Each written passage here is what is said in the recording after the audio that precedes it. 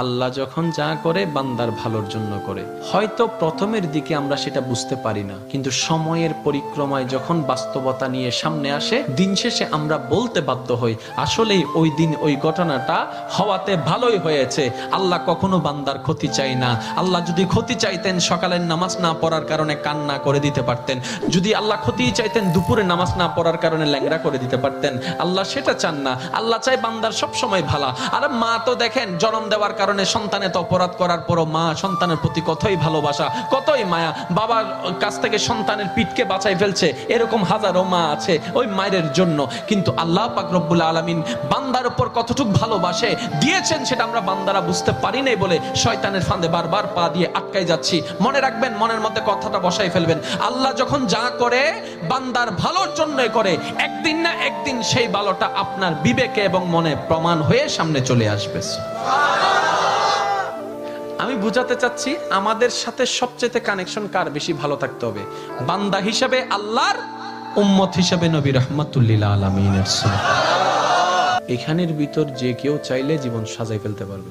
আমি বলছি যে কেউ, anybody, you can do it, not impossible.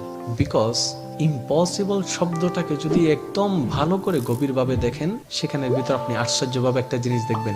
Impossible একটু যদি ডিফাইন করেন, ভাগ করেন, দেখবেন আই এম পসিবল।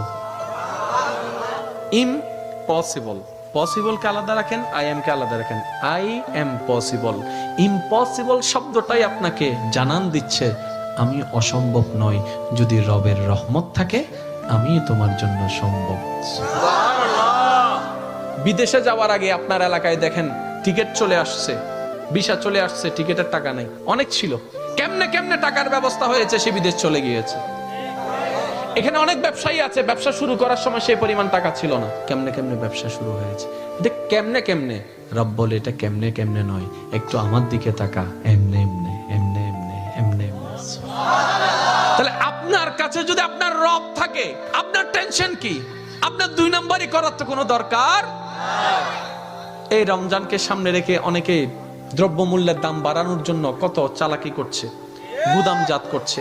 আমি তাদের উদ্দেশ্যে শ্রদ্ধার সাথে একটা কথা বলবো, ভাইয়া জীবনে হয়তো অনেক করেছেন, আপনি এই কারণেই করছেন 2টা টাকা 5টা টাকা লাভ বেশি হবে। তো এই সেক্টরে না হয় আপনার 10,000 টাকা 10 কোটি টাকা লাভ হলো, অন্য সেক্টরে যদি 20,000 কোটি টাকা খরচ হয়ে যায় তখন কি করবেন? কারণ জগতের মানুষ সবাই জানে যে অন্যের জন্য গর্ত করে সে গর্তে সে নিজেই পতিত হয়। এই কথা নিয়ে কারো কোনো দ্বিমত নেই। যে অন্যের কষ্টের কারণ হয়